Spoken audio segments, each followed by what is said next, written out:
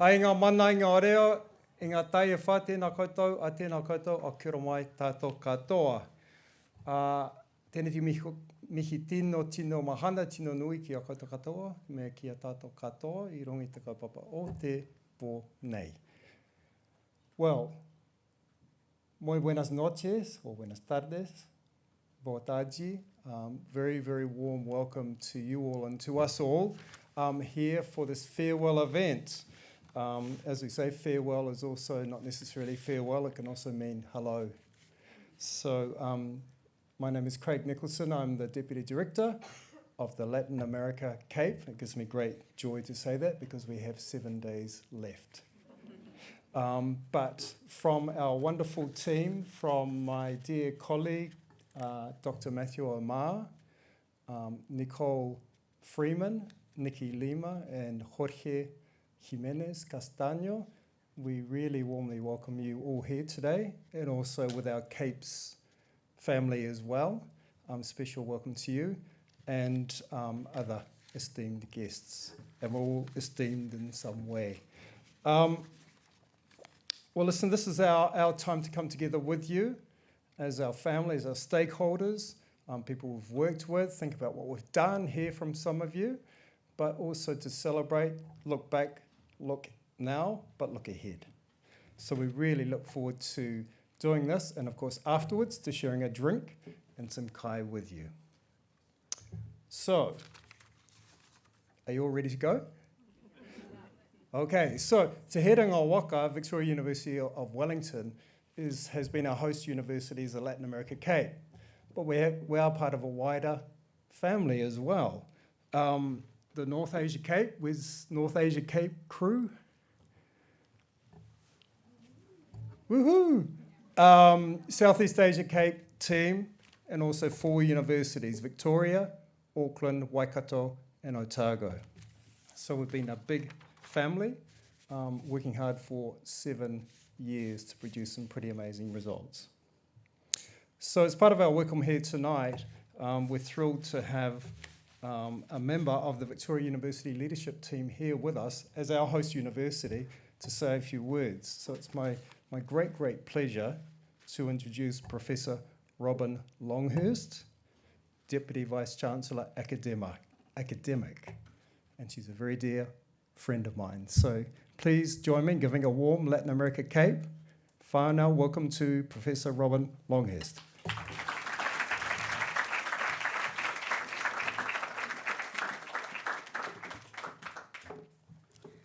Kia ora koutou katoa. Thank you, Craig. Just a fun fact before I begin the formalities this evening, Craig and I have actually been friends for 43 years. So, yes, I know, you're probably thinking that our mothers must have met in the birthing unit. So it is extra special, really, for me to be invited to get things underway this evening. On behalf of Te Herenga Waka, Victoria University of Wellington, I'd like to welcome you all to this evening's farewell event for the Latin America CAPE. And as Craig just said, our university has hosted the Latin America and the Southeast Asia CAPE since 2017, so it's been a few years now. In addition, we've been part of a consortium with Auckland, Waikato and Otago universities that's also overseen the North Asia CAPE at Auckland and programs for all 3 centres delivered by teams at Otago and Waikato. So, as you know, the funding for the CAPES has now ended, and all 3 CAPES and cross-CAPE programs are going to finish their work, as Craig said again, will finish their work next Thursday, October 31st. So, I do stand here this evening with a sense of sadness about that, I have to admit, but we are here to celebrate. The joy, actually, in the knowledge that the CAPES have touched so many lives over that period. And I'm truly delighted to see that so many of you have come to be with us this evening to share the celebrations of the CAPES. It's had many collaborations, incredible impact with a lot of different partners. But before we begin, I want you to be safe. So please listen closely. I'm going to read out the instructions for this particular venue. In the event of a fire alarm, make your way out of the auditorium the way you came in, turn right and exit the building via the glass doors onto Aiken Street. There is also an exit beside the lectern that leads to Aiken Street. Once outside, turn right into Molesworth Street, then turn right again and follow the footpath for 100 metres to the gathering point at the courtyard in front of Rugby House on the right. In the event of an earthquake, and of course we had one a couple of weeks ago, and I have to say as a Hamiltonian that was quite a shock for me, immediately assume the brace position by leaning forward in your seat and placing your hands on the back of your head.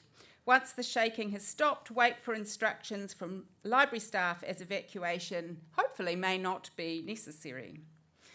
In the event of any other alert or emergency, stay calm, wait for instructions from the library staff, and if we're required to evacuate, then there's an exit next to the lectern or through the doors that you entered. So here, I feel now like the flight attendants.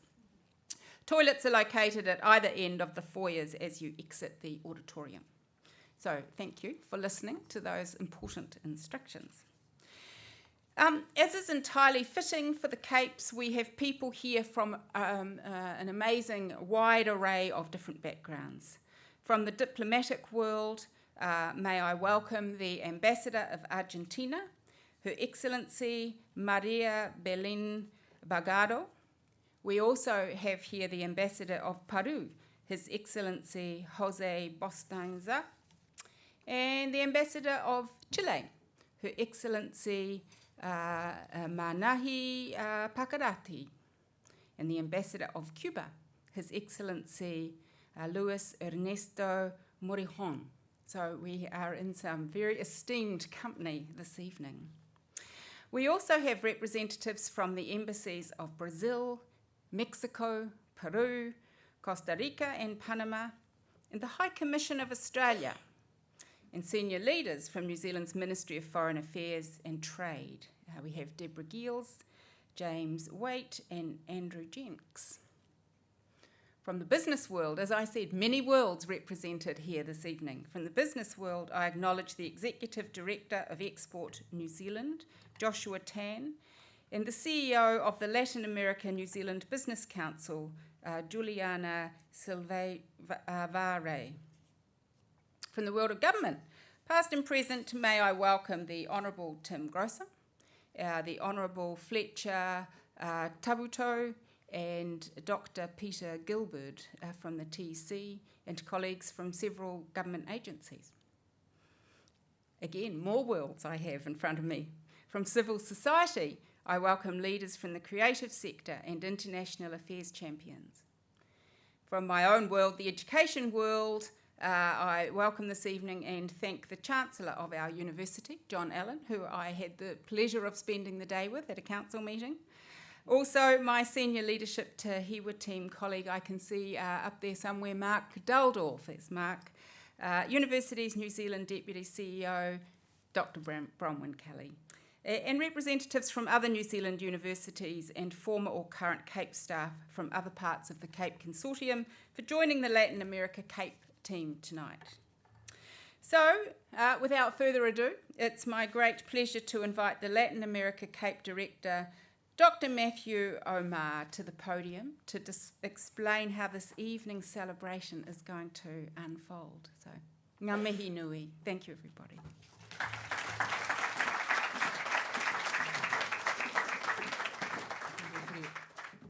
Thank you, Professor Longhurst. Well, it's unfolded as a Latin American event. It started late, but it's going to be it's also going to end really, really well. And in the meantime, we're going to keep you entertained. So my colleagues Craig, Nikki, and Jorge are grateful to all of you who are here with us this evening, especially for those of you who have travelled from other parts of the country. I really appreciate that, including from the wider CAPE Consortium. We're sad not to have one member of our team with us tonight. That is Nicole Freeman. She's got a good excuse. She's with the Trade Minister in Brazil. But it's also a pleasure to welcome back former members of the LatAm CAPE team, Lucy O'Neill, Adriana Destinavio Fernandez, Valerie Cooper, and Carla Reyes Vasquez, back to the LatAm fold one last time.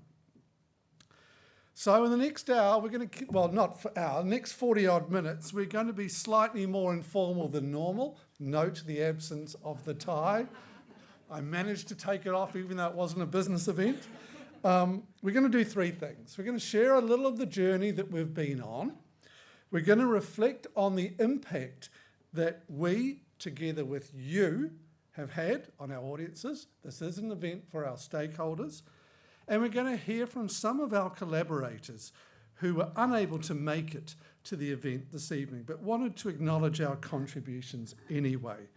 So on that note, we're going to play a couple of videos at the start, and I'll have to rely on my colleagues out the back to help me here.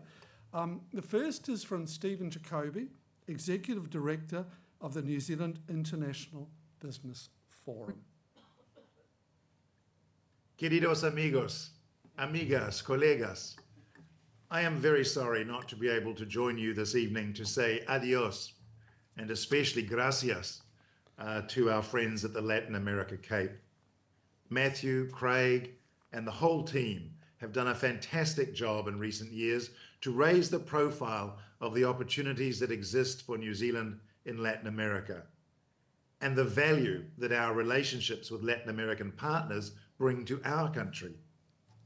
We have benefited from a vast array of activities, events, research projects, and visits in both directions, all of which serve to point out the many things we have in common and the huge potential that exists to take these relationships to a new level.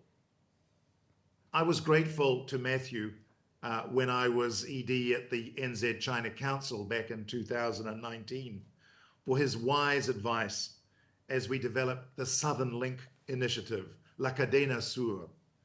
Southern Link aims at boosting connectivity across the Pacific by linking the economies of Latin America and Asia in a new supply chain across New Zealand. I was also able to witness the commitment and creativity of the whole CAPE team when I chaired the first review of the 3 CAPEs for the Tertiary Education Commission back in 2020.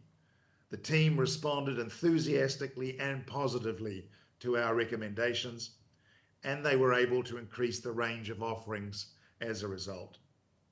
It does seem a shame that at a time when we need all our international connections to deliver increased value for our economy, and when we are aspiring to double export value, that we are losing so valuable a national asset.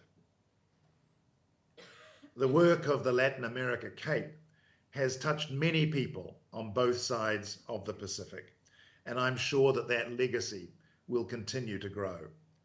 I'm equally sure that we will not lose completely the commitment and expertise of the CAPE team as they go on to new ventures. For the work that they have done has been clearly more than just a job. It has been a labour of love, fully reflecting the vision that New Zealand prospers when we have friends around the world who know us and whom we know well, and when the distance between us is overcome by mutual understanding. A toda la familia del CAPE Latinoamérica, un fuerte abrazo. Muchas gracias por todo y hasta luego. Well, we're very grateful for that message from you, Stephen, in your absence, so thank you very much for that. But just to show the diversity of the audiences that we've reached, we also have a second message from Alex Bullot and friends at the Young Enterprise Trust, one of our very first partners. Kia ora. My name is Alex. I'm the Chief Executive of Young Enterprise. We've partnered with the Latin American CAPE since 2017, where we took 8 high school-aged students to Sao Paulo, Brazil. We've since delivered a further 8 international programs to Colombia, Chile, Argentina, and Mexico. During COVID, we also delivered 4 domestic programs with a focus on Brazil and Peru. We've had 135 students go through these programs in partnership with CAPE.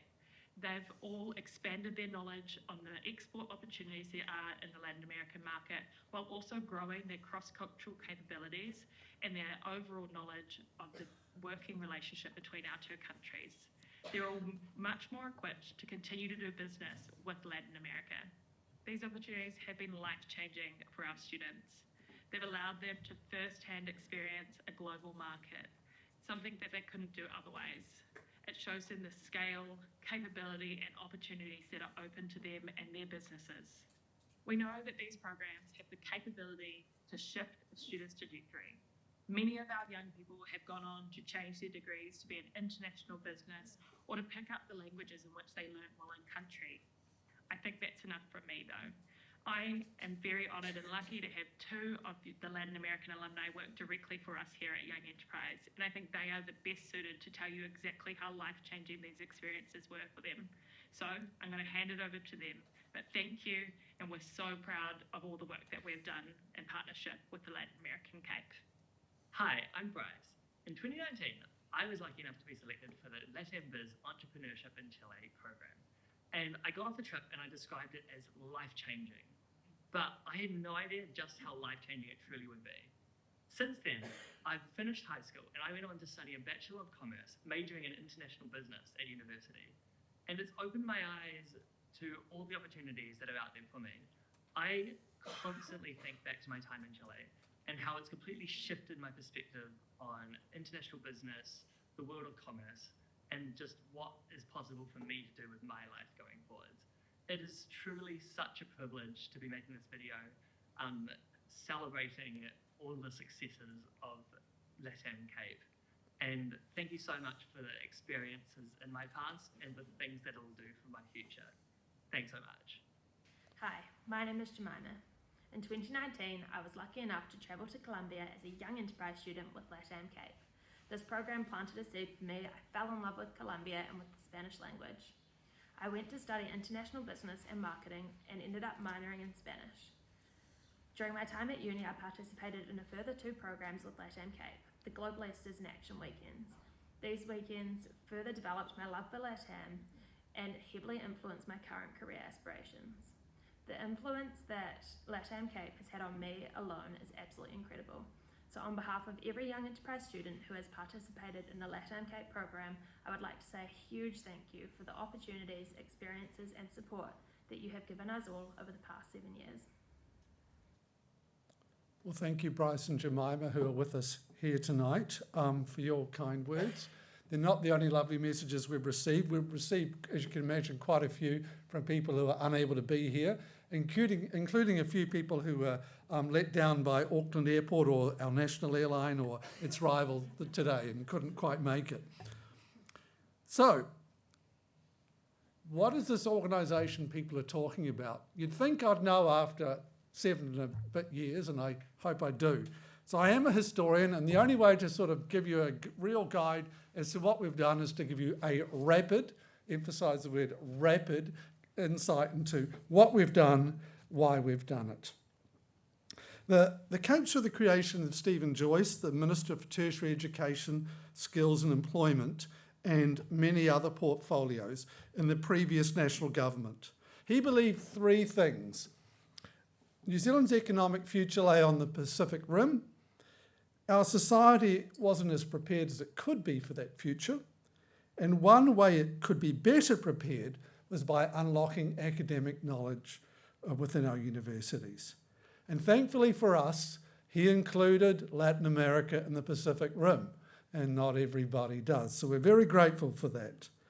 So in mid-2016, he came to the Hillside campus, the Kelburn campus of our university, to announce he was creating 3 centres of Asia-Pacific excellence and invite bids to host them. The following March, his successor, Paul Goldsmith, returned there to announce that 3 centres would be created, 2 at Victoria, 1 at Auckland, with both backed by each university, Waikato and Otago. Funding was allocated for 6 years and subject to a mid-term review. we were all given similar missions. And you can see ours behind me, and there'll be a test afterwards to see how much of it you remember. But basically, business, language, relationships, and public awareness, which is huge for the Latin America space, and building competency as well as awareness. So we entered our first phase along with the other two centres and the whole consortium.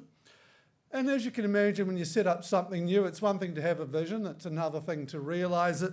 So we had to set up teams, structures, ways of operating, appoint some of the people who have been with us since the start. It was partly an internal process, but also an external one. At times, the Capes resembled a camel, a horse designed by a committee, but we got there in the end. A management committee from all 4 universities was created, and work streams were assigned to the non-host universities.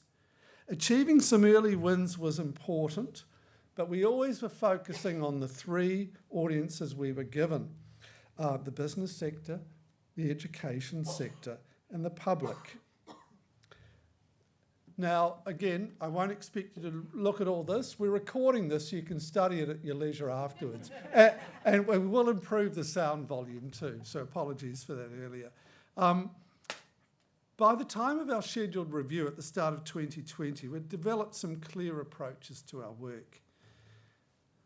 Unlike the other Capes, we were in a greenfield situation where there were other entities looking at the regions for the North Asia and Southeast Asia Capes, and they had to differentiate themselves from those entities. We were the only one, publicly funded, focused on Latin America. So we were very conscious of that responsibility and always have been. It was pretty apparent too that Latin America was not on many New Zealanders' radars. So we had to find innovative ways to chip away at that. And it's a long game. There were some preconceptions about the region also. And so we had to reframe the region in a tailored ways to our very different audiences. And it was a big ask to design programs, some of which were aimed at exporters, some of which were aimed at 7-year-olds, and present it coherently. Those two audiences didn't often mix. Because we were the new and unknown kids on the block too, it made sense for us to work with established partners to achieve specific aims. And on the slide, you can see some of the aims that we were thinking about: science collaboration, global citizens, connections between Māori and the indigenous peoples of Latin America. It was all about building a critical mass of engagement. And so by the time we came to our review, we had a lot of metrics to show and a lot of pictures and a lot of impact to demonstrate to people. But there was a problem. While the individual Capes were all delivering very well on their missions, we were doing so in varied ways. And so stakeholders fed back that they were struggling to understand what the broader Cape project was about. They got individual actions, but how did it all come together? So guided by some of the recommendations of the review that Stephen Jacobi referred to, the universities of the Cape Consortium switched tack slightly in phase 2. So we can move to phase 2.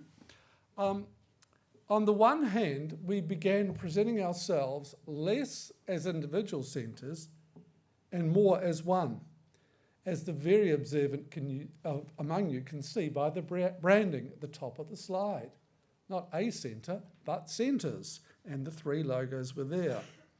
We also developed new programs for all 3 regions that were led by staff beyond the host universities and underpinned by a new cross-Cape strategy.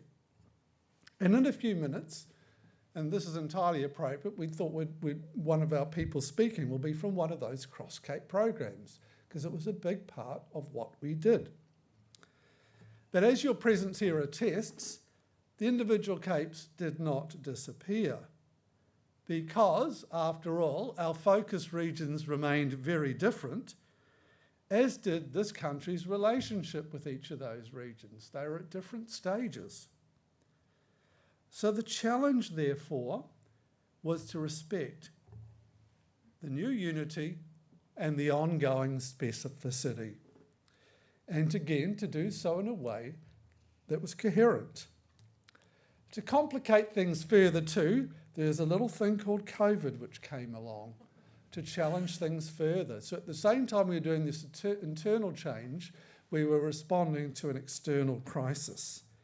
And we were proud of our response to that crisis. Again, to give the young enterprise example, obviously we couldn't take students offshore, so we took them to exporters, the headquarters of exporters in New Zealand, so they could see a little bit about what international business was like without leaving the country.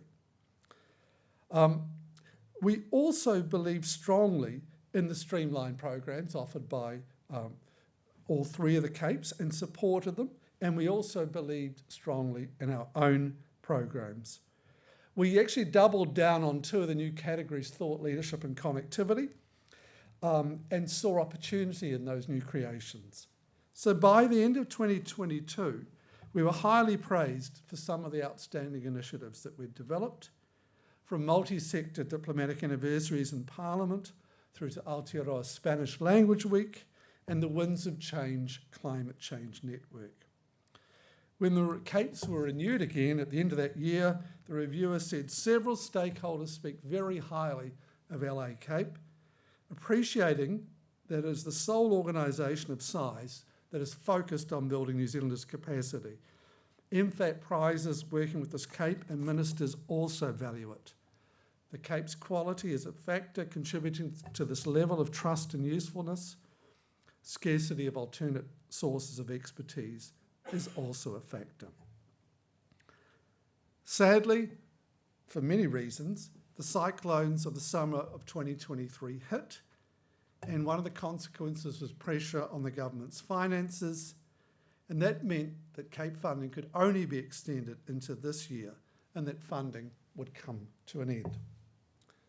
So with the clock ticking, we had to make the most of the time that we had. So we switched our attention.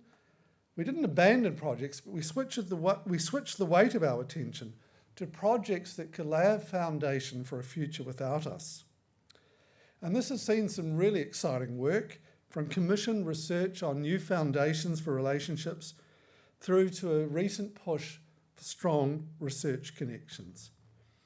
It's been a privilege to have led this effort, and we do believe its effects will continue to be felt until the tide next comes in, by which I define as a new political leader comes along, and Stephen Joyce wasn't the first. There have been others, such as Tim in the background, and before him Helen Clark, who have got the region. We wanted to lay a basis that when the moment comes, for a leader who gets the opportunity to invest in the region again, there was a base on, not so much on which to build, but a base to revive.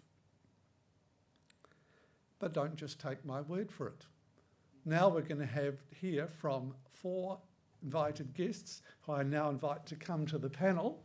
Up to the front here, we're going to have a little conversation as the main other part of this event before playing a couple of videos and getting into the networking. So please, Giuliana, Bronwen, Nathan and Joe, if you could join me in the front.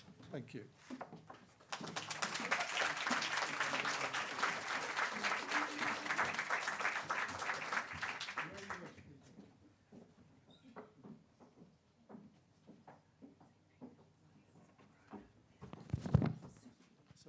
Our mics on, that would be wonderful. Okay, so sorry, I'll stop shouting here, beg your pardon. Our guests have all got these questions in advance, and so we're just going to roll into it if that's okay.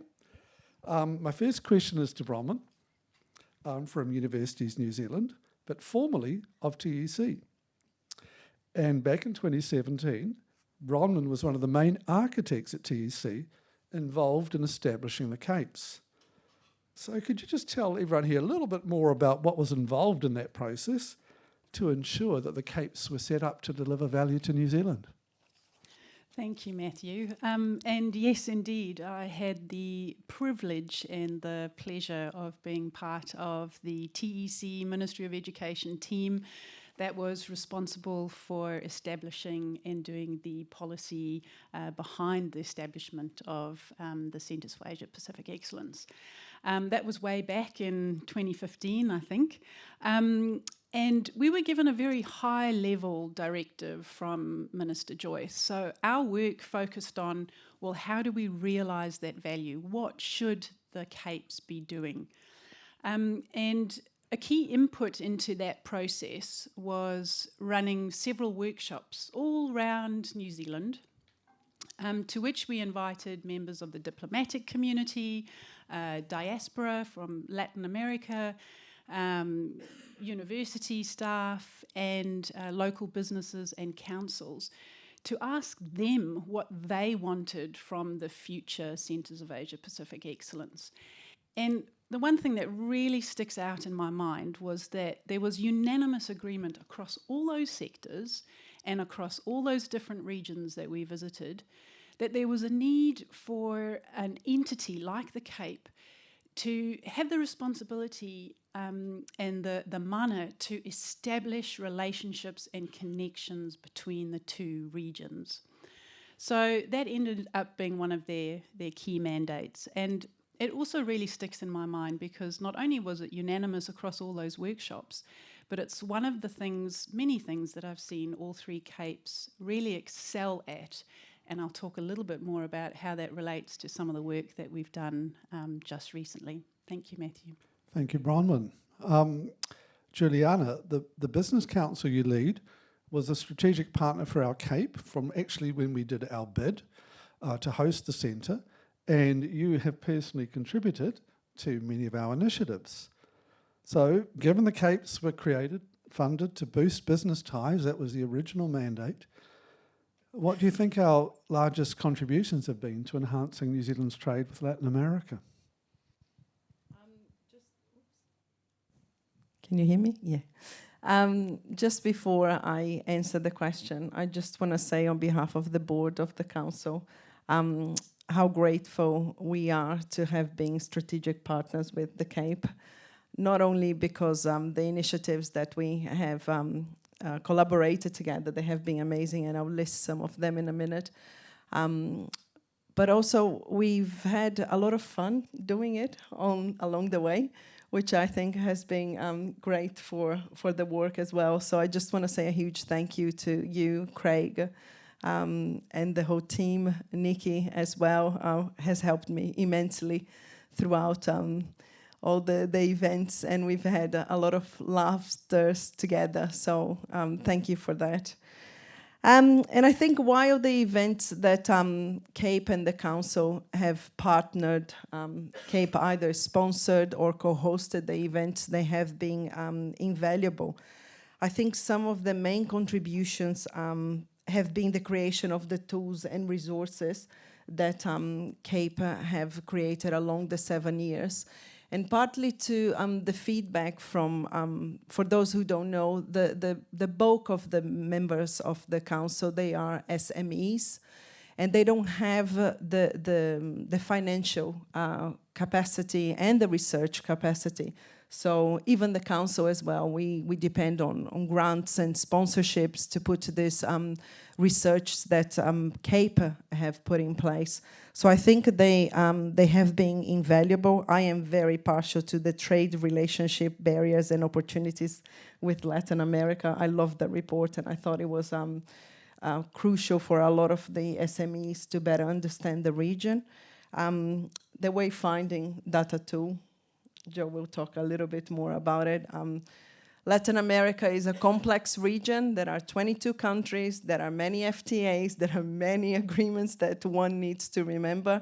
And I think what Joe managed to do together with the CAPE in the wayfinding data visualization tool was incredible, because the content is there, but it's beautiful to look at as well. So great job there. And also, I think it's very important, the work that CAPE did showcasing the success stories of Kiwi entrepreneurs. It's very important, I think, for other businesses to see what the region can deliver. And there is huge potential, as we know, in Latin America. And the key thing is to always be disseminating knowledge. And I think CAPE has done a fantastic job through all these resources and tools that you have put together. Thank you, Giuliana. Now, you mentioned Joe a bit, so over to you, sir, to talk about some of the public events and resources you've done.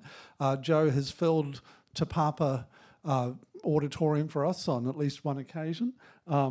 And so if you could talk a little bit about some of the initiatives for the public audience. So we're talking about business, we're going to talk about academia, but what about the initiatives for the public? Thanks, Matthew. Yes, it was interesting watching your slideshow earlier, because when I first was introduced to the Cape, I was trying to figure out where it fitted within this complex silo of business and public. And as an artist, I felt that it was a really interesting organisation. One of the first projects that we collaborated on was a project called Amazon Raised Up Sky, and it was an interesting experience because I think it took us 3 or 4 months of negotiation, and we were to do an expedition to Brazil. And of course, in the middle of that, COVID got thrown upon us, and so we were back to the drawing board, rewriting contracts, and it was a complex negotiation. And Matthew had a lot of faith in us, with me convincing that I could do an installation based in Brazil without actually travelling there. But through COVID, it was actually a credit to what you're trying to do within the Cape, because through that process, what I wanted to do originally was to take a team of experts from New Zealand to Brazil. And because of the barriers of COVID, we had to rely on the expertise that existed in Brazil.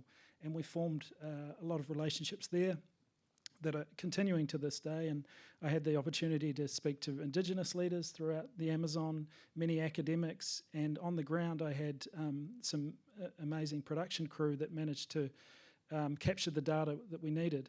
So what we did was we scanned complex photogrammetry scans, I guess it is, in 3D models of Amazonian trees, and then we would bring that back to AUT, where we would combine the data. And then we created an installation and a tour throughout New Zealand of that work. So obviously, COVID was probably the most challenging part of that. After that, when we actually got on the tour and we travelled to Whangarei, there was Taranaki, Wellington here, Te Papa, a number of places in the South Island as well. I was, I guess, interested to see where the different audiences, the knowledge of Latin America and how they would react. And overall, it was an incredibly positive experience. And it was also interesting to see the little pockets of Latin America culture all over New Zealand.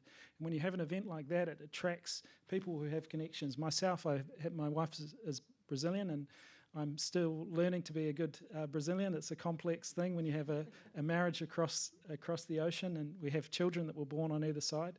But you discover all these relationships and other families that are tied to Latin America and very proud to share their heritage. So it was really a celebration of that. Thank you, Joe. Nathan, the previous speakers on the panel have all collaborated with the Latin America Cape on projects just for our Cape. But as I said at this few minutes ago, there were projects for all 3 Capes. I'd like to acknowledge Libby Giles and the Waikato Education Team, and the Waikato Kanehana Jews, the Waikato Māori Education Team. But also, but Nathan, you were leading the Māori business work streams, and all the Māori activity at Waikato was part of a Te Hanonga Kiwa ecosystem that you were building. So could you just tell us a bit about that ecosystem and, selfishly, some of the ways that it introduced students to Latin America? Yeah, tēnā tātou. Oh, that's loud. Tēnā tātou. I better clear something up quickly because my colleagues are in the room, but I would love to take all the credit for building the ecosystem, but it's definitely been a team effort over the years. So yeah, shout out to Kanehana and Rach and those who have been in our wider team. So I think back in 2018, Waikato was responsible for looking at some of the Māori streams of the program. So in 2017, Te Hononga Akiwa was born. People have always asked about the name, so in a very brief nutshell, I'll quickly explain. So Hononga in Te Reo Māori means connection, and Kiwa was one of our ancestors who traversed across the Pacific Ocean. So the program Te Hononga Kiwa, the Connections of Kiwa, was a continuation of the work that our ancestors had done. So the program, which started in 2018, it's your first year with our first cohorts of tertiary Māori students and Māori businesses, focused on different countries across all 3 Cape regions, as Matthew said, so North Asia, Southeast Asia, Latin America. And I think the hopes and the initial intention of the program was to build Māori business capability for some of our tauira Māori and Māori businesses who don't have traditional pathways through being able to travel internationally as some of our others. So, and then from that program, as intentionally planned, I guess, a wider ecosystem was built called Ngā Hononga Kiwa. Crazy, it's the connections.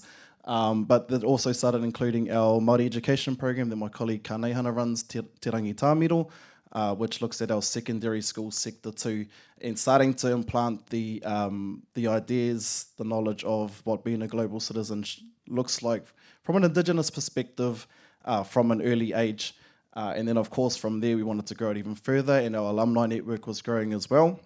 So we created our alumni program. And so I suppose for us, looking at secondary school, we're sort of following the pathway of what it looked like for someone who was at high school, coming to tertiary or starting a business, moving out into wherever they wanted to go, I guess, with a well-rounded view of what the Asia Pacific looks like. So, over the years, we've worked with different countries. For Latin America, we've been able to connect with Chile, Colombia, Brazil, and Ecuador, actually. So we've hosted multiple trips internationally. And then, of course, as you mentioned, Matthew, our friend, COVID came around and we had to do a lot of things online. But, that was the beautiful thing, is that we could still connect with people across the world too. So, that was the initial intent. I think for us too, what made us sort of distinct was that it was by Indigenous for Indigenous too. So it was always important for us to make sure when we were connecting overseas to these different regions, we would go and connect with Indigenous people, Indigenous businesses, because one, I think it's important to do for all of us, but also that's who our Māori students and businesses connected with the most too. And there was a lot of collaboration that has come from that, which I think has been, truly special. Well, Nathan, follow-up question for you then. The Capes are going to exit the scene. What's going to happen to the NHK and THK alumni? Are you hopeful that relations can continue to be built? And if so, can you give us just a suggestion of some of the ways that you can potentially see that happening? Yeah, it's really sad actually that we're finishing up, because I think we're truly in this point where we're just sort of getting started and things are happening and bam, we're sort of finishing up and it's like, oh damn, okay, sweet. But I don't think it's the end. I truly think we're just pausing for now, and I think the connections we have made over the years will continue. As I mentioned, the alumni network we've created just through Māori business, Māori education is now that we've run these programs, we're sort of helping our students, businesses understand what it means to be a global citizen from an Indigenous perspective, grow their Māori business capability, whatever it might be, and then go out into the different sectors across Aotearoa with this well-rounded view of what it means to be a Māori Indigenous global citizen, and with a view of what it looks like on an international scale too. So we've got alumni across the country that are doing amazing things. Shout out to our mates at ENZ too. A lot of our alumni are achieving Prime Minister scholarships. Heaps of them have changed their degree pathways, have started collaborating on future business projects. So, even though it's sort of just been a short time, I think the legacy that being involved with the Capes for our alumni will be quite huge for years to come. And I think just to answer the second part of that question, areas which I suppose institutions that could step up or support. So I think one challenge for us has always been when we go across the world and we go into our different embassies and high commissions, wherever they may be, there's amazing work being done across the world.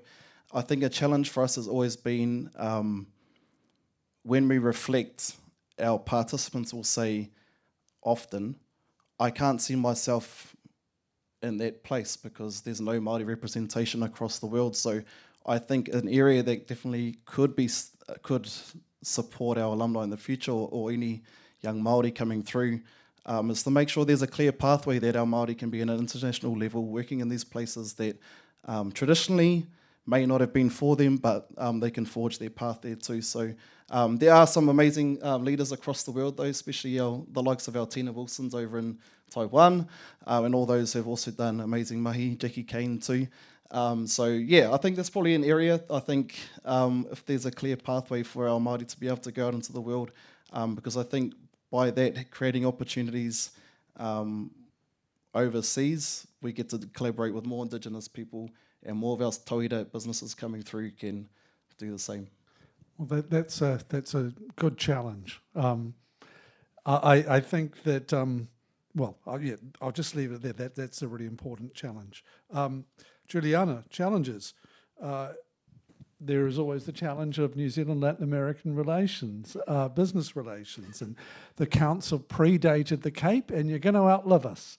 So are you excited about the future of New Zealand-Latin American business relations?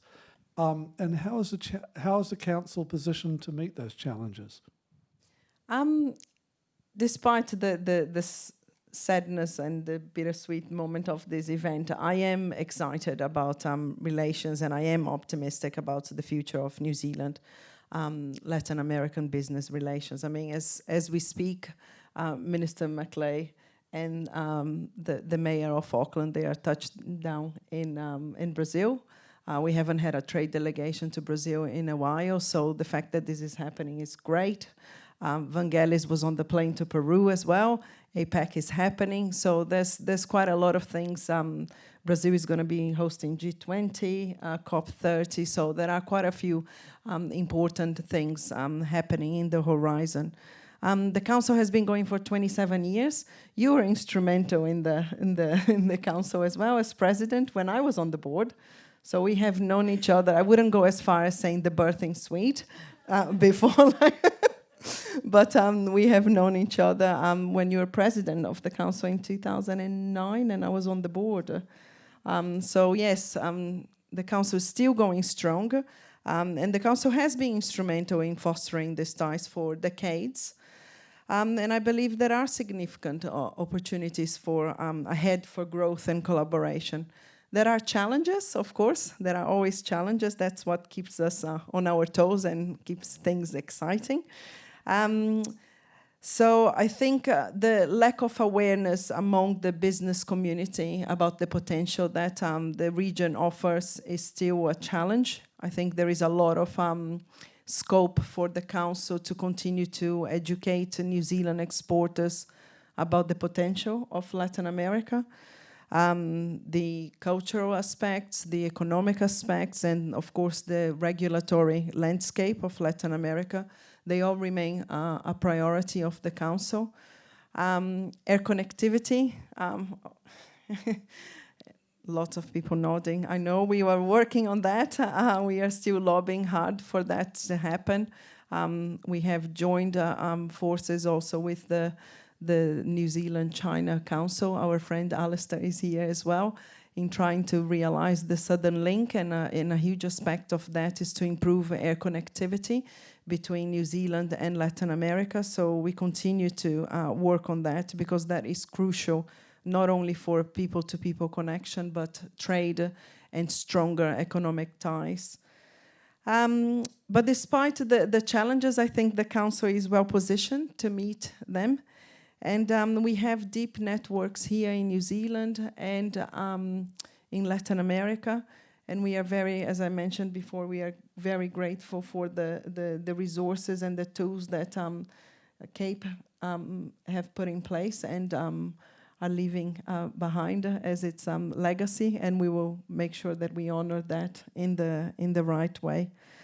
And lastly, I think as market diversification has become increasingly important here in New Zealand. We have a clear mandate from the current government to diversify markets and to double export by 2030. So Latin America will be crucial in that. And we should definitely be excited by the prospect of getting more New Zealand exporters into Latin America. Thank you, Giuliana, and thank you again on behalf of all my team for the partnership that we've had, formal partnership. It's been deeply valued by us. You did mention, though, the challenge of awareness, and it is a challenge. It remains a challenge, and I think we've been incredibly creative in trying to meet that challenge. And one of the ways that we've done so is this wayfinding tool, which people have talked about a bit. So, Joe, you designed that tool, but you got a lot of help from government agencies as well. In doing so, they provided valuable data, as did a bot, which is my first experience of working with a bot, even if indirectly. Some people in this room know that tool. We're not going to show it tonight, because we'd get distracted. But could you just talk us a little bit about that tool, what it hoped to achieve, and what you think its future may be when we've gone? Thanks, Matthew. So wayfinding is basically data visualization between New Zealand and Latin America. And of course, Matthew came to me after the success of the Amazon Raise Up Sky project and talked about how we close the gap between Latin America and New Zealand and find ways of bringing Latin America closer to New Zealand. Outside of that, he also, the mandate was to cover business, society, education, and every one of their, the breadth of width of what they cover, which was challenging to cover everything and produce something that different users could access at different points. So after a number of conversations and iterations of what the project would be, we found that data visualization would be a good way to explore ties. One of the examples was to, as a business owner, to find a way that you could explore the connections and perhaps if you were going into Latin America, find that there were a multitude of connections there and you weren't the first person finding your way into Latin America. And so we explored through data, the breadth and width of the connections that exist. We also worked with Bronwen and universities in NZ to explore some of those partnerships. We did create a bot, and that was basically an API that was one of my favourite of the lot. It created basically trawled the website, and any news article that has ever been published on a Latin American news website that references New Zealand would come into our data stream. And then we created basically a visual representation of how New Zealand's being perceived and spoken about in the news in Latin America. And so you could see these waves of, which was really interesting, of how New Zealand is spoken about. At first, there was a lot of stuff, when New Zealand played Peru and it was around sport.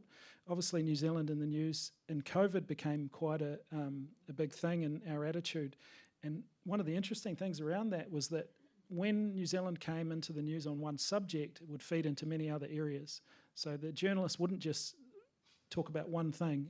They'd sort of get into a rhythm, and you could see it expanding the news around Latin America and New Zealand. So that was really interesting. We've had some really amazing feedback from a number of stakeholders, obviously NZTE, MFAT, Giuliana's been, and will continue to help us, find a way forward. The future of it, obviously, it's a legacy of one of, hundreds of projects that you guys have done, and I think that's a testament to how many people you have affected. There's literally hundreds of projects. This is one project that amongst so many, and it's really commendable how relentlessly you have pursued and achieved and produced so many different projects.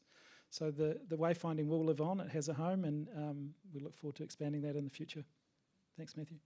Thank you, Joe. And Bronwen, we began with you, and we're going to end with you, because you've worked closely with Universities New Zealand's Research Committee on one of our very last projects, a series of delegations to and from Latin America this year.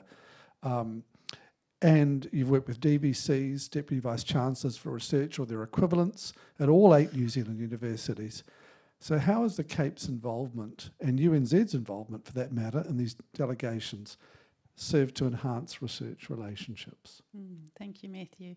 For those of you in the audience who don't know much about what we've been doing in the last 6 months in terms of the relationship between the LatAm CAPE and the Research Committee at Universities New Zealand Te Pokai Tāra, essentially the CAPE has been involved in and instrumental in coordinating, sponsoring and even participating in several delegations between LatAm and New Zealand. And it all started with a delegation in April, where the research committee so representatives from all 8 universities, including 2 sitting in the audience up there, Bex and Lionel, went to 6 countries in LatAm in about 23 days, primarily to start to build on existing or establish new research collaborations. So that was the primary aim, and we couldn't have done that without the CAPE's support.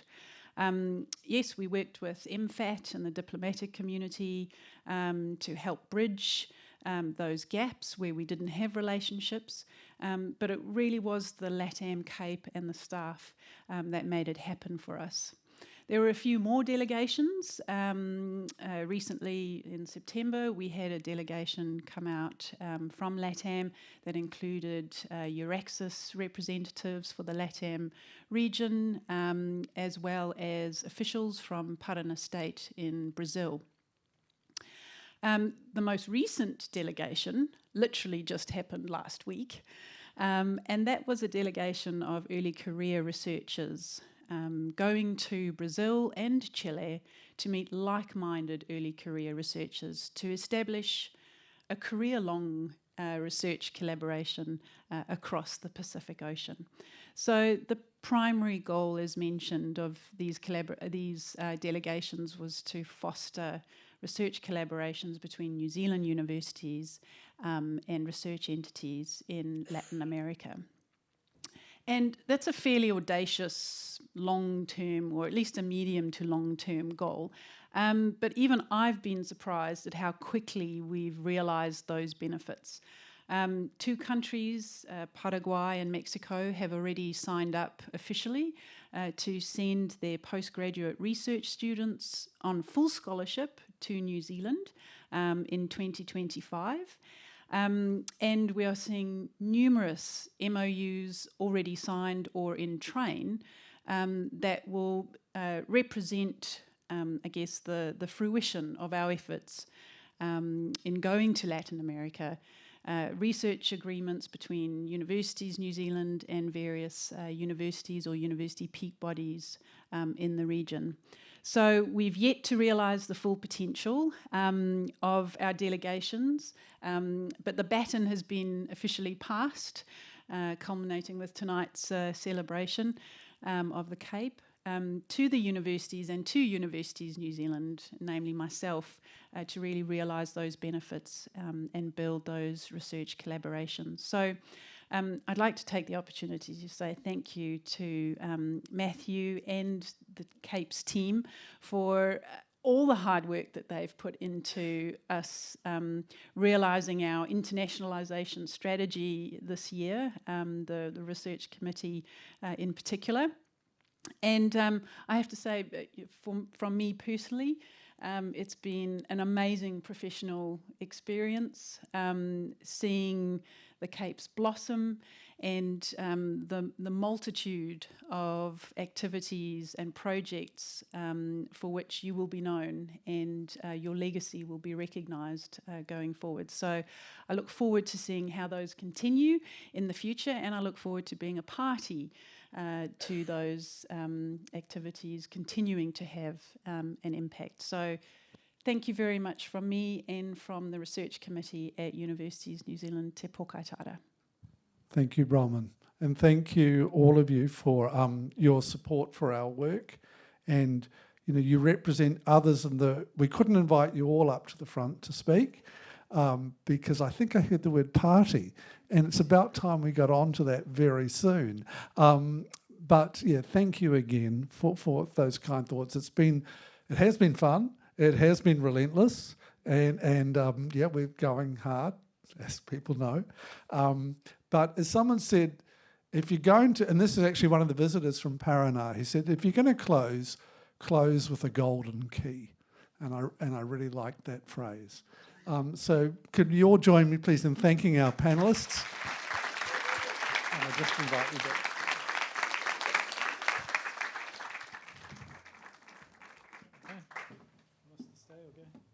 So, yeah, please feel just welcome to go back to your seats. Okay, thank you.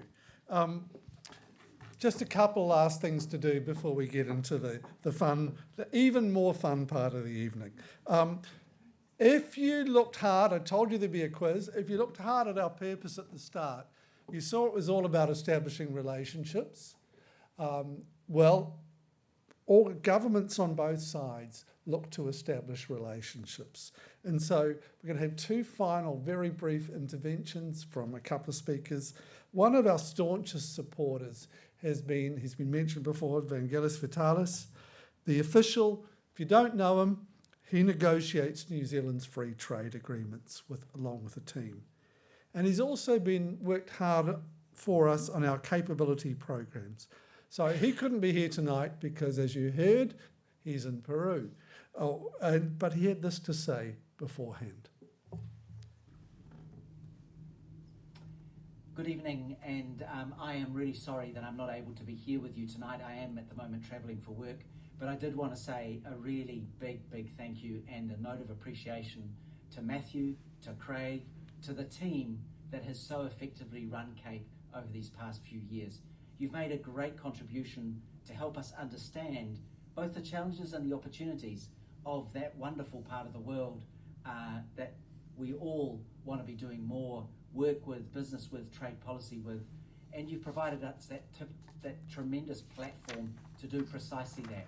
The thoughtful conversations, the structured engagement, the provocative thinking that you collectively brought to us all here, and I think I speak for all of us here this evening, has really been just such a wonderful contribution that you've made. So thank you again to you, Matthew, to Craig, and to the wider team that has made this CAPE what it is. And I know there is some sadness today about it ending, and I want to acknowledge that, but I want you to know that from my perspective, I always appreciated and valued the engagements I had with you, the platform you provided us, and what you helped us understand about that important and significant part of the world. Thank you again. And thank you, Vangelis. It's now my pleasure and privilege to invite the Ambassador of Argentina to the podium. She's going to be saying some remarks on behalf of all the Latin American ambassadors in New Zealand. Ambassador. I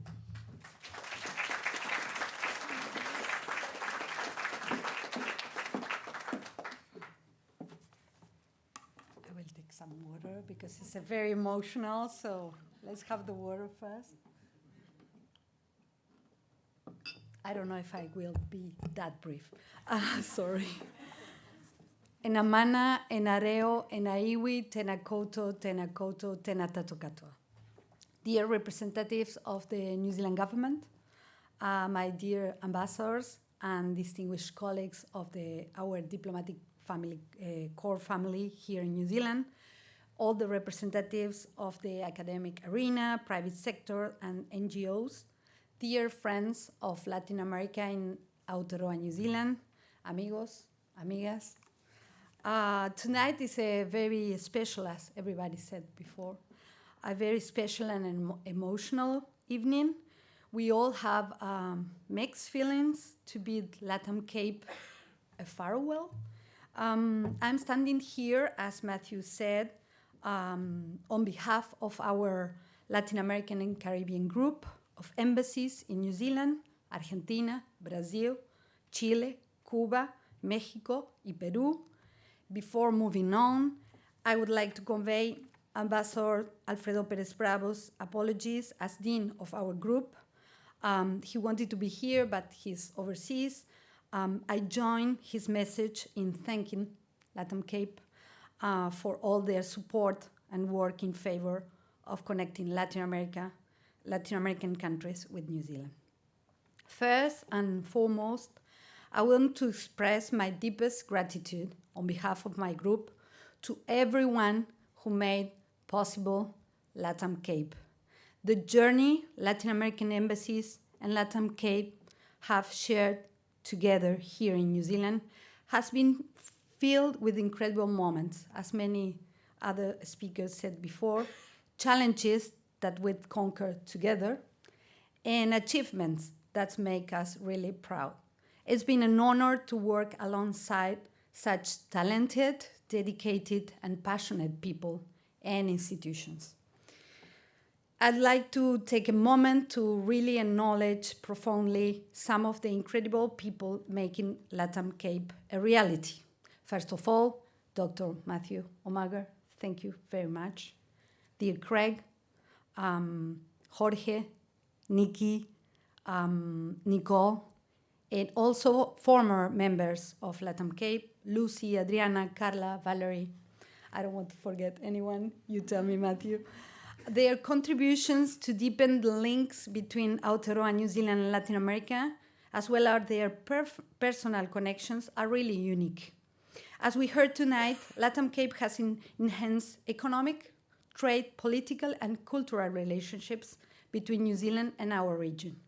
LatAm CAPE's work has shown us that as a quick route to Asian markets, New Zealand is the gateway with the potential to generate new businesses opportunities for all Latin American countries. In the case of Argentina and New Zealand, I must say that both countries are major global players in food markets.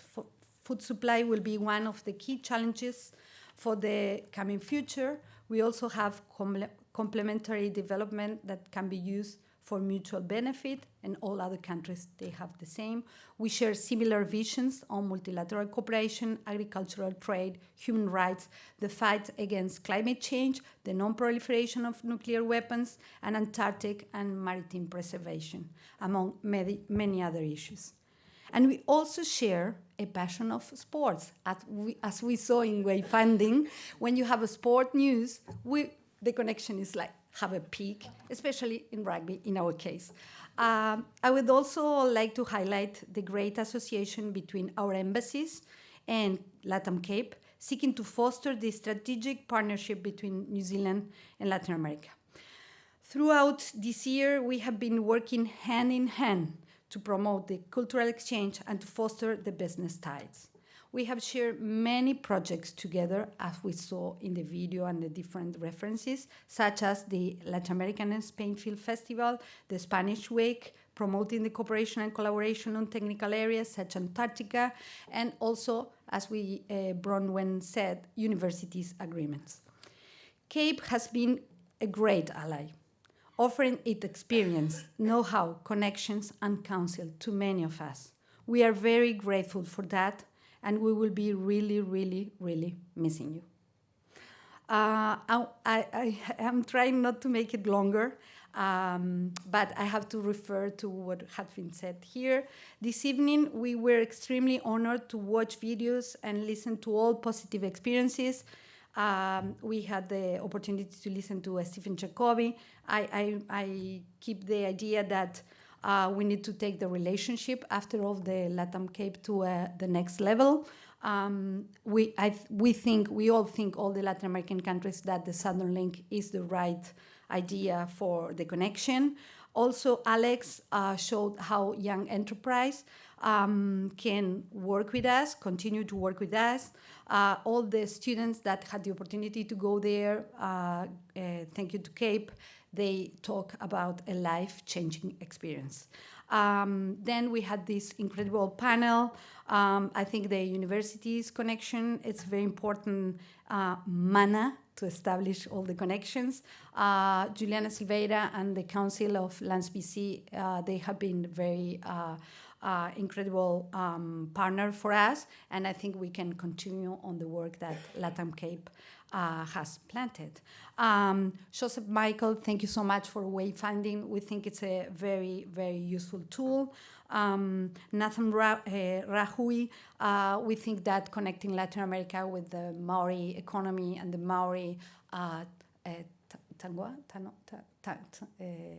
Tangua? Well, I don't know the exact word. All the heritage of Maori culture, it's important. In an increasingly polarized and contested world, partnership and cooperation like this that we have built together really matter. Hopefully, the knowledge and skills LatAm CAPE has built will be broadly disseminated, and the links among governments and people from both sides of the ocean would persist. I'm reminded of a quote that has guided me throughout my career.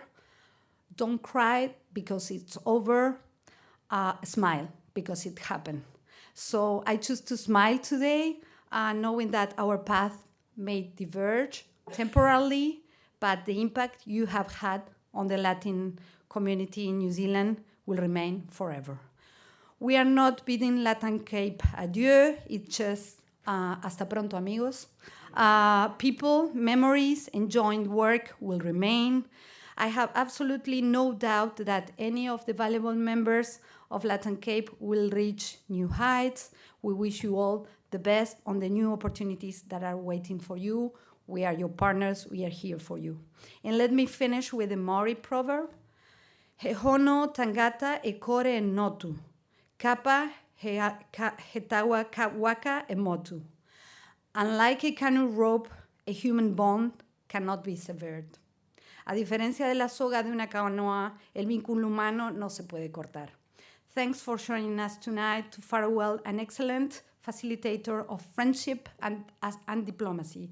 As Deputy Prime Minister Peter said recently, diplomacy is more needed than ever. So, haera, hasta siempre. Muchas gracias. Nami hinui.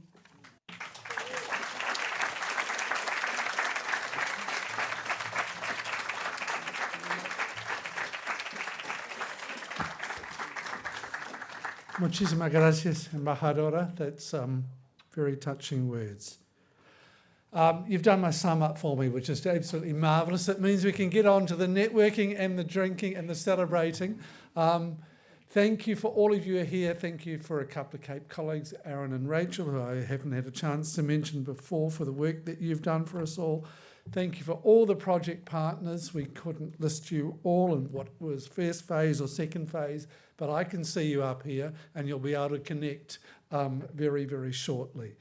Thank you all. Gracias de nuevo. Obrigado de novo for helping us close our centre with the golden key I mentioned. There's just a couple of things to do.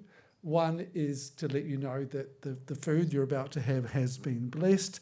The second, or the three things, second, to let you know we've recorded this for posterity, so you can show any doubters about the Latin American relationship, you're wrong.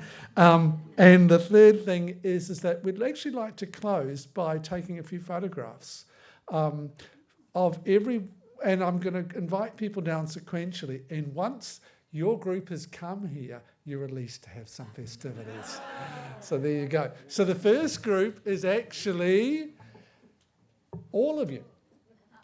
Yeah, we're going to get a photograph. Group photo, so we want everybody to squeeze into the middle of it. So everyone squeezes in the middle. Somehow we've got to get you all in there. And after that, just after that, the one we're going to do is, if I can find my notes, the one after that is all the people who have ever worked for any of the CAPEs. So after the first photograph, you're free to go out and have nibbles and drinks unless you've worked for one of the CAPEs. Okay, so. Right, so.